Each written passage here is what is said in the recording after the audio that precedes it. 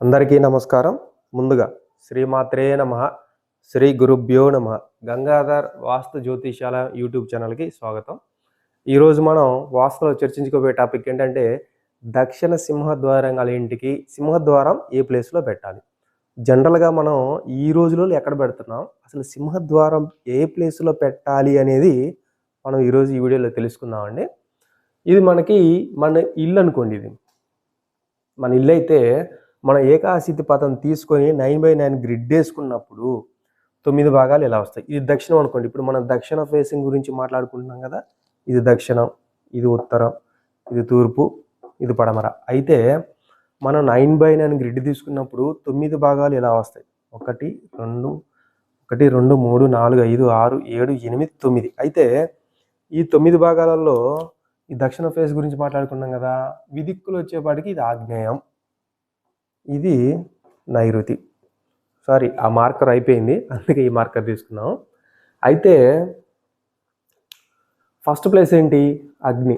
రెండోది పూష, మూడోది వితద, నాలుగోది గృహక్షత, ఐదోది యమ, ఆరవది గంధర్వ, ఏడోది భృంగరాజ, 8 మృగ, 9 పితృగణం. అయితే ఏ ప్లేస్లో ఎలాంటి ఫలితం, ఏ ప్లేస్లో మన సింహద్వారం పెడితే ఎలాంటి ఫలితం ఇస్తుంది అనేది ఇప్పుడు చూడండి. ఫస్ట్ అగ్ని ప్లేస్లో పెట్టాను అనుకోండి, యజమానికి హాని, అల్ప సంతతి. అల్ప సంతతి వరకు ఓకే. ఈరోజు జనరల్గా అందరం ఒక ఇద్దరినే కానీ తర్వాత ఆపరేషన్ చేసుకుంటున్నారు కాబట్టి అంతవరకు ఓకే అనుకున్నా కూడా యజమానికి హాని జరిగే అవకాశం ఉంది. అదొకటి.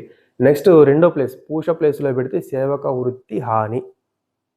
అలాగే మూడో ప్లేస్లో పెడితే నీచత్వం. నీచత్వం అంటే గృహ యజమాని మంచివాడే అయినా కూడా మెల్లమెల్లగా అతనికి కొంచెం ఈర్ష్య, అసూయలు ఇట్లాంటి అలవాట్లు మెల్లమెల్లగా అబ్బుతూ ఉంటాయి అన్నమాట. అట్లా కొంచెం నీచత్వం మనిషికి అలవడే అవకాశం ఉంది. నెక్స్ట్ నాలుగోది గృహక్షత. గృహక్షత ప్లేస్లో పెట్టుకుంటే సంతాన ప్రాప్తి, సంపద. ఇది నెంబర్ 1 ప్లేసు. దక్షిణ సింహద్వారం గల ఇల్లు, దక్షిణ ఫేసింగులు, మెయిన్ సింహద్వారం పెట్టుకోవాల్సిన ప్లేసే ఇది. గృహక్షేత్రంలో పెట్టుకోవాలి ఎప్పుడైనా సరే.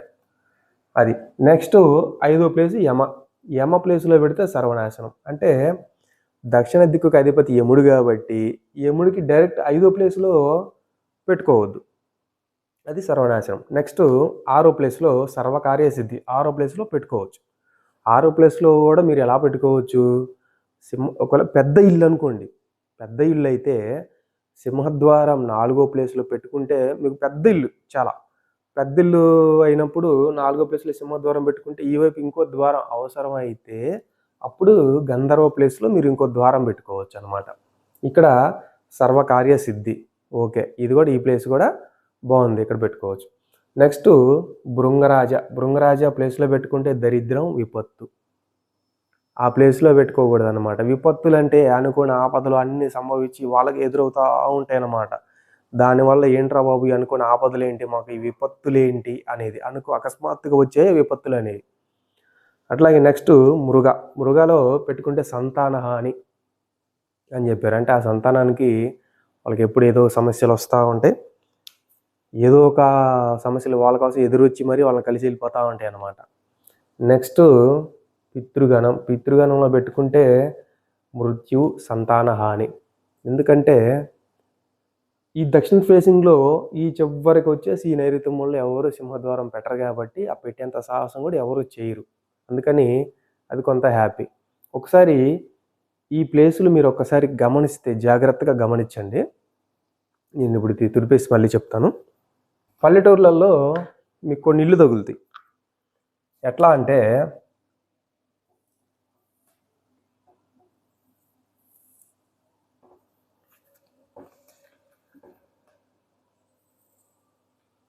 ఇది దక్షిణం రోడ్డు అనుకోండి, ఇది దక్షిణం రోడ్డు, ఇది ఉత్తరం, ఇది తూర్పు, ఇది పడమర. పల్లెటూర్లలో కొంతమంది ఏం చేస్తారంటే కొంచెం స్థలం పెద్దదనుకోండి, అంటే ఈ స్థలం అసలు ఫస్ట్లో కట్టుకున్నప్పుడు పెద్దదే ఓకే. అంటే మన నాన్న వాళ్ళ తండ్రులు అలా, అంటే ఎగ్జాంపుల్ మన నాన్నయ్యలు వాళ్ళు అలా కట్టుకున్నప్పుడు వాళ్ళ స్థలాలు పెద్దగానే ఉన్నాయి. తర్వాత ఏం జరుగుతుంది, వాళ్ళ పిల్లలు పుట్టి వాళ్ళు కొంతమంది ఈ ఉన్న ఒక ఇంటిని చెరిసాగం చేసుకొని 2 ఇల్లు కట్టుకుంటారు. అంటే ఎలా కట్టుకుంటారు? ఇట్లా ఒక గోడ పెట్టేసుకొని ఇటు ఒక పోర్షను, ఆయన ఇక్కడ సింహద్వారం పెడతాడు. ఈయన ఇందులో ఈ పోర్షన్లో ఒకళ్ళు ఉంటారు, ఈ పోర్షన్లో ఒకళ్ళు ఉంటారు అనమాట. ఇక్కడ వీళ్ళకి సింహద్వారం వచ్చింది. ఇది నేను చూశాను. అప్పుడు ఈ దక్షిణ ఫేసింగే కదా ఇల్లు. ఇవి అంటుడి మిద్దల్లాంటి అంటే వీళ్ళిద్దరికి సెంటర్ గోడ కూడా ఒకటే, 2 పోర్షన్లు గల ఇల్లు అన్నమాట. అప్పుడు ఇక్కడ ఈయనకి ఇది 9 భాగాలు చేసుకుంటే ఏ ప్లేస్లో సింహద్వారం వస్తుంది ఒకసారి చూడండి. 8వ ప్లేస్లో అట్లా వస్తుంది. సంతాన హాని అట్లాంటి సమస్యలను వాళ్ళు ఎదుర్కోవాల్సి వస్తూ ఉంటుంది అన్నమాట. అది వీళ్ళు జనరల్గా ఇక్కడ ఎందుకు పెట్టుకున్నారు? సరే స్థలం లేదు, అసలు ఇలా కట్టుకోవడమే తప్పు, కట్టుకోకూడదు ఇల్లు. కానీ ఈ 6వ ప్లేస్ ఏదైతే వచ్చిందో 6వ ప్లేస్లో పెట్టుకోవచ్చు కదా, అక్కడ ఎందుకు పెట్టుకోలేదు? తీసుకొచ్చి ఈ చివర పెట్టుకున్నారు. ఈ పోర్షన్కి ఈ చివర, ఈ పోర్షన్కి ఈ చివర సింహద్వారం అట్లా ఉన్నాయి. అట్లా కొంతమంది కొన్ని ఇల్లులు అలా కట్టుకుంటూ ఉంటారు. జనరల్గా ఏంటంటే అసలు ఈ డబల్ పోర్షన్ల సిస్టమే తీసేయండి, ఇట్లా ఎప్పుడు కట్టుకోవద్దు. అయితే నెక్స్ట్ ఇంకోటి ఏంటంటే, మనం ఈ రోజులలో ఎక్కడ పెడుతున్నాం సింహద్వారం? ఇదే దక్షిణ ఫేసింగ్ గురించి మనం మాట్లాడుకుంటే, ఇది తూర్పు అనుకోండి, ఇది పడమర, ఇది ఉత్తరం, ఇది దక్షిణం. మనం 9/9 గ్రిడ్ వేసుకున్నా ఏది వేసుకున్నా కూడా వీళ్ళు తీసుకొచ్చి మళ్ళీ ఈ మూలకే పెడతారు సింహద్వారం. ఇప్పుడు చెప్పాము ఏకాశితి పథం తీసుకొని దాన్ని 9/9 గ్రిడ్ వేసుకున్నప్పుడు 4వ ప్లేస్ గృహక్షిత ప్లేస్లో సింహద్వారం పెట్టాలి అని చెప్పుకున్నాం. లేదు పెద్ద ఇల్లు ఇంకో డోర్ రావాలి ఈ వైపుగా అన్నప్పుడు గంధర్వ ప్లేస్లో ఇంకో డోర్ పెట్టుకోండి అని చెప్తున్నాం. అయితే వీళ్ళు తీసుకొచ్చి ఈ ఆగ్నేయ మూలలోని ఇప్పుడు విదిక్కులు తీసుకుంటే దీనికి ఈశాన్యం ఇది, దీనికి ఆగ్నేయం ఇది, ఇది నైరుతి, ఇది వాయువ్యం. ఇప్పుడు ఈ సింహద్వారం ఎక్కడ పెడుతున్నారు? తీసుకొచ్చి ఆ మూలకి ఆ గోడపడి చేరుస్తున్నారు. ఇది తప్పు. ఈ సాంప్రదాయం ఎలా వచ్చిందా ఏంటో కానీ తెలియదు, కానీ ఇక్కడే పెట్టేస్తూ ఉంటారు జనరల్గా. ప్లస్ ఇంక వీళ్ళు అది పెట్టడం కూడా తప్పు. అందుకని సింహద్వారం ఎప్పుడు అనేది ఎక్కడ పెట్టాలి ఏంటి అని తెలుసుకోవాలి. ప్లస్ ఇంకోటి ఏంటంటే, ఇట్లా ఇల్లు అనుకున్నప్పుడు ఇక్కడ 4th ప్లేస్లో సింహద్వారం పెట్టమని చెప్పాం కదా, సింహద్వారానికి ఈ రోజులలో చాలా ఖర్చు పెడతా ఉంటారు. కొంచెం రిచెస్ట్ ఫ్యామిలీస్ అయితే మినిమం ఒక సింహద్వారం, ఒక ద్వారము, విండోస్ అన్నీ కలిపి, దానికి తలుపులు అన్నీ కలిపి కూడా మినిమం 1 లక్ష రూపాయల ఖర్చు పెట్టచ్చు, ఈజీ ఖర్చు పెట్టేస్తారు. వీళ్ళు ఏం చేయాలంటే ఎప్పుడైనా సింహద్వారం తీసుకున్నప్పుడు దీనికి ఇటో కిటికీ ఇట్లా రావాలి. జనరల్గా అయితే దీనికి ఎప్పుడైనా సరే మన ఇంటికి ఇటో కిటికీ ఇలా రావాలి. అది సింహద్వారం నియమం. ఎందుకంటే గృహాన్ని గర్భం అంటున్నాం కాబట్టి, గర్భం అంటే ఇప్పుడు ఫర్ ఎగ్జాంపుల్ వాస్తు పురుషుడు అనుకుంటున్నాం కదా, వాస్తు పురుషుడిని అని పురుషుడితో పోల్చుకున్నప్పుడు ఈ గర్భంలోకి మనం ప్రవేశం సింహద్వారం కదా. ఇప్పుడు ఫర్ ఎగ్జాంపుల్ మనిషికి తీసుకుంటే ఈ గర్భంలోకి ప్రవేశం ఈ సింహద్వారానికి ఈ 2 వైపుల కళ్ళులాగా 2 కిటికీలు ఉండాలి. కొంతమంది ఏం చేస్తూ ఉంటారు, ఒక కిటికీ తీసేసి ఒకటే పెడతారు. అంటే ఇట్లా ఒంటి కన్నుతో మనం ఉన్నట్టు. ఇది సింహద్వారం ఒకటి, ఇది ఒంటి కన్నే కదా, ఇంకొక కన్ను ఏమైంది లేదు. ఇంకొంతమంది ఇటువైపు ఉంచుతారు, ఇటువైపు ఒక కిటికీ నుంచి ఇటు ఉంచరు. అప్పుడు ఈ కన్ను మూసేసి ఈ కన్నుతో చూసినట్టు ఉంటుంది. అట్లా కాకుండా ఇట్లా విడివిడిగా పెట్టలేదు అనుకోండి, మీరు ఫర్ ఎగ్జాంపుల్ విడివిడిగా పెట్టలేకపోయారు, ఇప్పుడంతా డిజైన్స్ మంచి కలరింగ్ డిజైన్స్కి వీటికి అట్రాక్ట్ అయిపోయాం కాబట్టి ఇదే సింహద్వారానికి ఇటో కిటికీ చేయించుకోండి. కనీసం అటాచ్డ్ 2 కిటికీస్, అటొక విండో ఇటొక విండో అన్న కంపల్సరీగా ఉండాల్సిందే. సింహద్వారం అనేది మెయిన్ ఇది. ఇట్లా 2 విండోలతో ఉండాలి. ప్లస్ ఇంకోటి ఏంటి, సింహద్వారం పెట్టుకునే ఈ గృహక్షిత ప్లేస్లో పెట్టుకుంటున్నాం కాబట్టి ఈ సింహద్వారం పైన ఎప్పుడైనా సరే భీములు ఇట్లా రాకూడదు. ఇట్లా సింహద్వారం పైన అసలు దీని మీదనే భీములు అంటే ఇంట్లో ఇప్పుడు పిల్లర్స్ మీద ఇట్లా అడ్డా నిలువు భీములు ఇట్లా వస్తుంటాయి కదా, ఇట్లా ఎటైనా వాళ్ళ డిజైన్స్ను దాన్ని బట్టి భీములు అనేది ఎప్పుడైనా సరే ఇట్లా సింహద్వారం మీదకి వచ్చేలాగా ఉండకూడదు. అది రాకుండా మస్ట్ అండ్ షుడ్గా మనం జాగ్రత్తలు తీసుకోవాల్సిందే. ఇంకొకటి ఇది అయిపోయింది.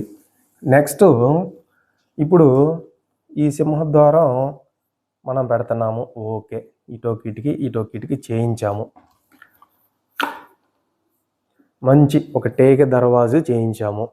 నెంబర్ 1 బ్రహ్మాండమైన కాస్ట్ పెట్టాము. ఒక 50,000 60,000 పెట్టాము.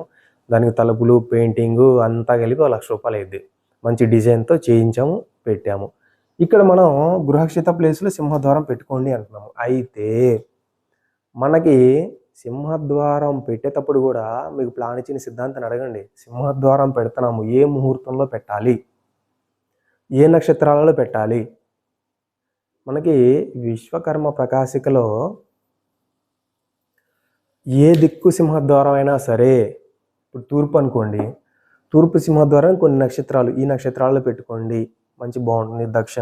దక్షిణ వైపు సింహద్వారం పలానా నక్షత్రాల్లో పెట్టుకోండి. పడమర వైపు సింహద్వారం పలానా నక్షత్రాల్లో పెట్టుకోండి. ఉత్తరం వైపు సింహద్వారం పలానా నక్షత్రాల్లో పెట్టుకోండి అని మనకి క్లియర్గా చెప్పడం జరిగింది. అందుకని చెప్పేసి మంచి నక్షత్రాలు, మంచి ముహూర్తం చూసుకొని సింహద్వారం కూడా పెట్టుకోండి. నువ్వు ప్లాన్ ఇచ్చిన అతను అడగండి, బాబు ఏమండి మేము సింహద్వారం పెడుతున్నాము, మరి సింహద్వారానికే మనం కొంచెం రిచెస్ట్ బిల్డింగ్ అయితే ఓన్లీ 1,00,000 రూపీ అంటే 1,00,000 రూపాయల వరకు అచ్చం సింహద్వారానికి మనం ఖర్చు పెడతాము. మంచి టేకది, మంచి కర్ర అన్నీ కొన్నాం. ఇంత కాస్ట్ పెడుతున్నాం కదా, మరి మనకు మంచి ముహూర్తం కావాలి కదా. ముహూర్తం అంటే ఏంది? తిథి, వారం, నక్షత్రం, కరణం, యోగం వీటన్నిటిని బేస్ చేసుకొని మన పేరు బలం మీద మనకు అనుకూలమైన ముహూర్తాన్ని, మంచి సమయాన్ని నిర్ణయించేదే ముహూర్తం. అంటే మనకు అనుకూలమైన సమయాన్ని నిర్ణయించేదే ముహూర్తం. అంటే ఇన్ని అంశాలు చూడాలి కదా, తిథి, వారము, నక్షత్రం, కారణం, యోగం, ఇవన్నీ చూడాలి కదా. ఇవన్నీ చూసి మనకు అనుకూలమైన మంచి సమయాన్ని నిర్ణయించేదే ముహూర్తం అని మనం చెప్పుకుంటున్నాం. మరి ప్లాన్ ఇచ్చిన అతన్ని మేము సింహద్వారం పెట్టుకుంటున్నామండి, మాకు మంచి ముహూర్తం కూడా చెప్పండి అని అడగండి, చెప్తారు. మంచి నక్షత్రాలు పోనీ మనం ఇప్పుడు దక్షిణ సింహద్వారం గురించి మాట్లాడుకుంటాం. దక్షిణ సింహద్వారం ఇక్కడ మళ్ళీ దిక్కులు లేవు కదా, దిక్కులు రాస్తా చూడండి. ఇది తూర్పు, ఇది పడమర, ఇది ఉత్తరం, దక్షిణం. ఓకేనా? దక్షిణ సింహద్వారం నిర్మిస్తున్నామండి, మాకు ఈ దక్షిణ ఫేసింగ్ సింహద్వారానికి మ్యాచ్ అయ్యే మంచి నక్షత్రాలు, మంచి ముహూర్తం చెప్పని అడగండి, చెప్తారు. ఎందుకంటే ప్లాన్ ఒకటే ఇస్తే సరిపోదు, దానికి ముహూర్తాలు కూడా మనమే చెప్పగలగాలి. అట్లా నేర్చుకోవాలి. మా గురువుగారు మాకు అలా నేర్పించారు.